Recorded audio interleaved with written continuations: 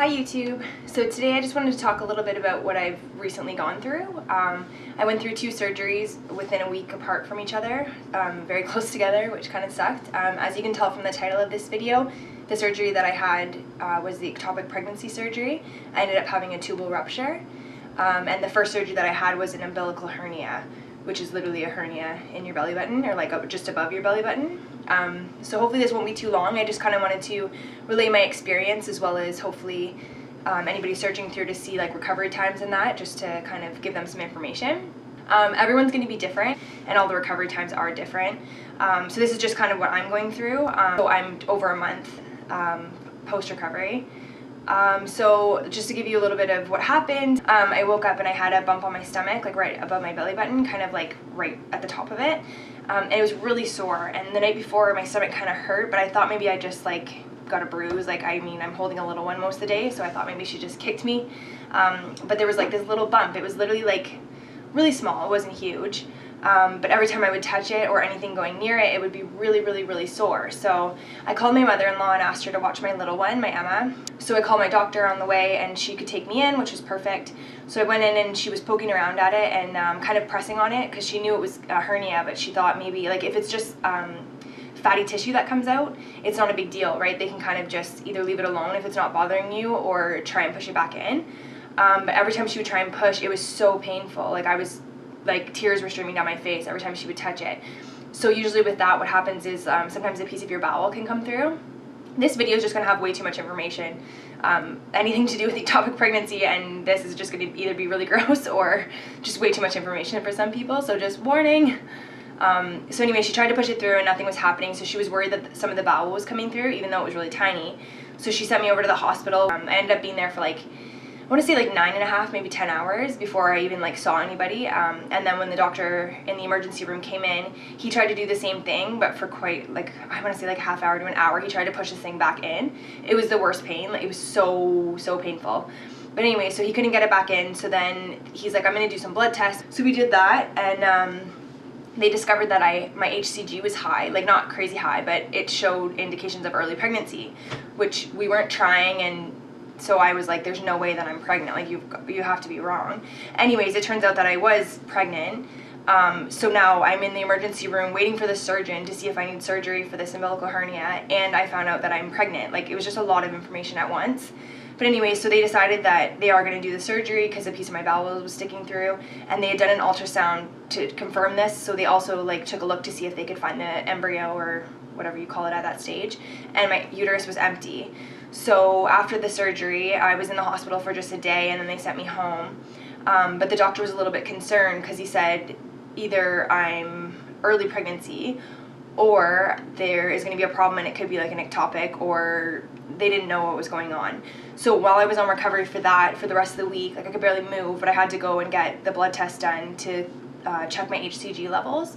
So they were rising, but they weren't doubling, which they were concerned about.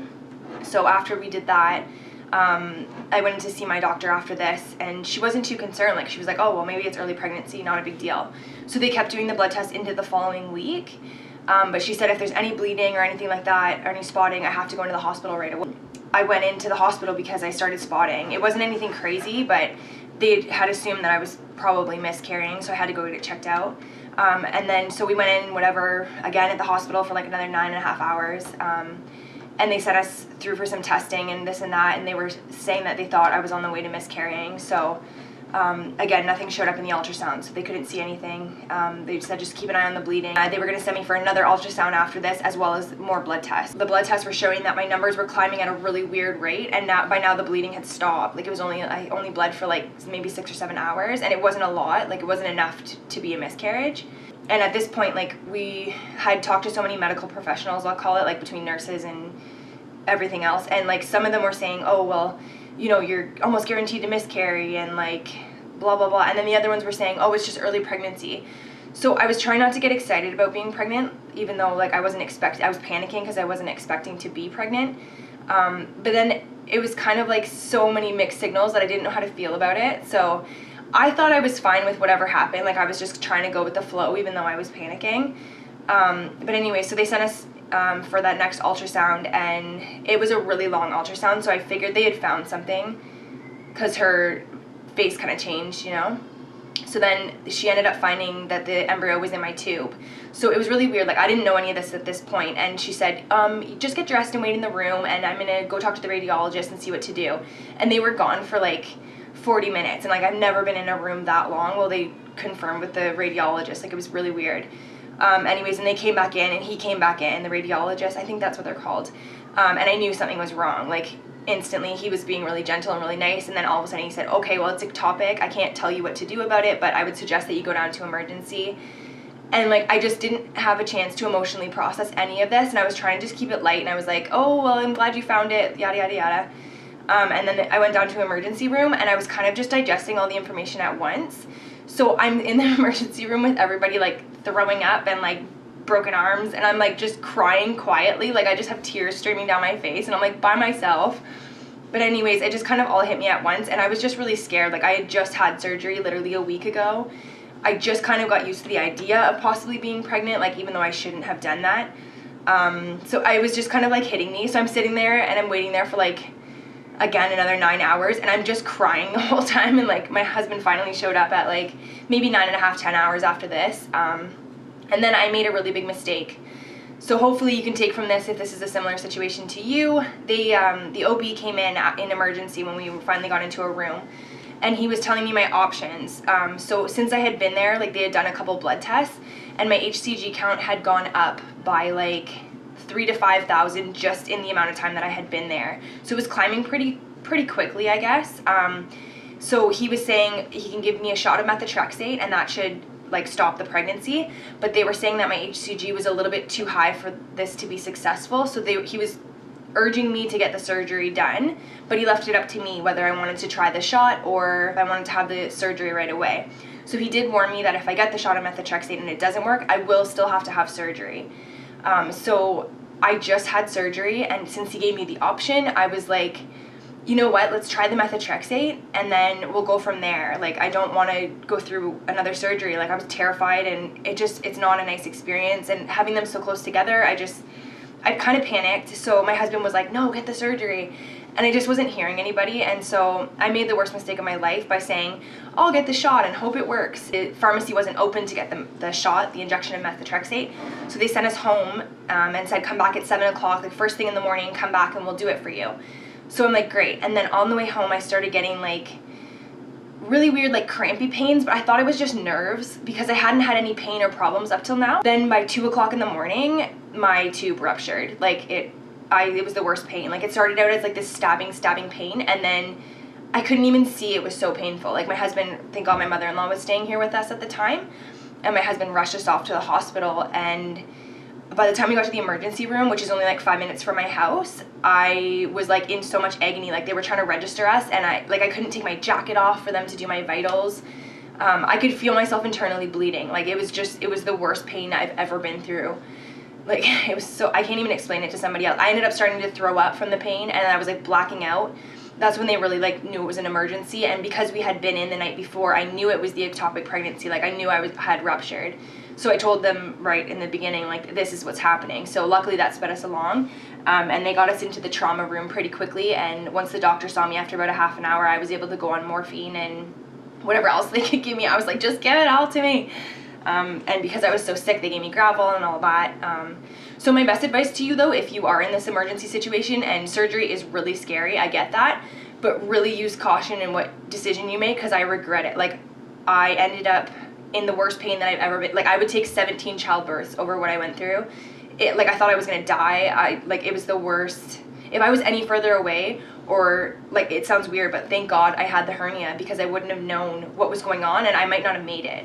It was that dire. Like, it was so crazy. So yeah, if you have the option, I mean, if you're under 10,000 HCG, I mean, do what you want to do. But if you're close to 10,000 or over, don't risk it. Like, my personal, again, I'm not a medical professional, but it's not worth it. Like, the surgery wasn't that bad, really. I mean, I had no choice though. So anyways, after all this, they got us in and they had me in surgery by like 2 o'clock that morning.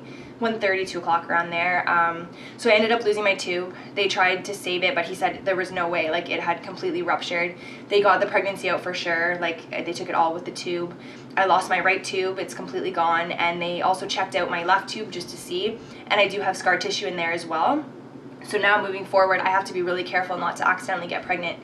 I didn't think this was going to be a problem. We had so many problems getting pregnant the second time with my other daughter. So I was so naive, like we didn't use very much protection. We were just kind of like using other methods to be safe. And like I was breastfeeding at the time before all this, so I thought, okay, well I can't get pregnant. I haven't even had a period yet. That is a really naive thing to think. I don't know why. I should have like paid more attention in sex ed class, because that is the stupidest thing ever. Like you can get pregnant at any time after the baby's out, like, you know. So anyways, that's just what happened. And so I had the surgery, and it was laparoscopic, I think it's what it's called. So I have 3 incisions, but because I had the surgery previous, they had to go like underneath, like on the top. They usually go through where my first surgery was, and since I already had a surgery there not even a week ago, it wasn't healed yet. They ended up going at the bottom of my belly button. So I mean, I was just full, but like the incisions are only like this big. They're not large. The biggest fear that I had going into the surgery was if there was any complications, they would have had to cut my whole abdomen open, like the whole bottom part, kind of like a C-section. I was paranoid that that was going to happen just with it being ruptured. I didn't know if it was going to be like an emergency and they were going to have to go in that way, and like that recovery would be insane. So I'm lucky that that didn't happen. That being said, this is like a long-winded way to get to like the process and like the recovery time. I'm still healing from it. My insides and my incisions are still really sore. I go see the surgeon for my first surgery next week, so it's like a full month and a bit after. It's not an unbearable pain at all. It's just you feel when you ovulate. I'm assuming that's what that pain is, and it's like a sharp kind of crampy pain where I never knew I was ovulating before. And I still haven't gotten my next period, but I'm assuming it's going to be soon because of those pains, and like there was no other reason for them. My stitches should have dissolved by now, I thought, but I have a couple sticking out that I'm going to get them to check on. Everything else is pretty much closed. It's just really tender. Like if I get poked in it or if I bend too weird, like I can't fully stretch. Other than that, like I wasn't allowed to lift anything heavy for pretty much 4 to 6 weeks. So I had my mother-in-law here for a full month, which like was a godsend. So she was able to lift my daughter and do the stairs for me and all of that. So I was able to heal a little bit better, but I'm still really sore. Like right where they've taken the tube and all that, I still feel a little bit uncomfortable, and like I'm just being really careful now that I'm lifting, and like I make sure to bend with my legs and all that kind of stuff. But it is a long process, and like the doctors told me it was going to take a long time, like especially on the inside, to heal. Like you can't even try to get pregnant if that's what you're going to do for like 3 months or 3 cycles at least. Like that's the minimum. And I don't know, the doctors were like, oh, it's going to take so long. And I just kind of thought to myself, like, oh, well, who are you, a doctor? Like, yes, no, they are doctors. They like, this is what they do for a living. So it does take a long time. The other things that I am having problems with is I get really tired really quickly. Like I could do just a little bit of cleaning and then I'm exhausted. Like I can't like do things for too long. But other than that, I mean, I am on the road to recovery. So it does take a while though. Like some people bounce back like a week later, and I don't know if it's just because I had 2 surgeries, like one right after the other, that I'm having such a problem. But it does take a long time. Like I think it's going to be at least another month before I'm like, you know, I would say I'm back to normal or whatever you would say there. So hopefully that helps somebody. I mean, every situation is different, and hopefully that nobody has to go through 2 surgeries in the same time. Emotionally, like just that part of it, from like losing the baby it's not even a baby yet, the embryo or whatever you call it. I took it a lot harder than I thought I was going to, since it was only like a week really that I knew about it and everything. I think the hardest part was everybody, like it was split between, oh, you're going to miscarry, this isn't going to be a viable pregnancy, or blah, blah, blah. And then everyone else was like, oh, it's just early pregnancy, like congratulations.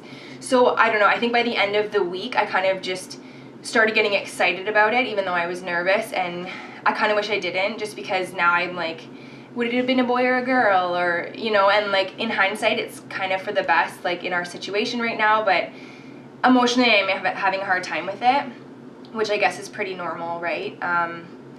But I'll get over it in time. I mean, all you need is time. And I like, thankfully it wasn't like a month or 2 months that I knew about it and something happened. Like that would be so heartbreaking. So hopefully that helps somebody. Again, everyone's different. So just wanted to relay my story, and maybe somebody looking out for that kind of stuff, maybe it'll help you. Thank you very much.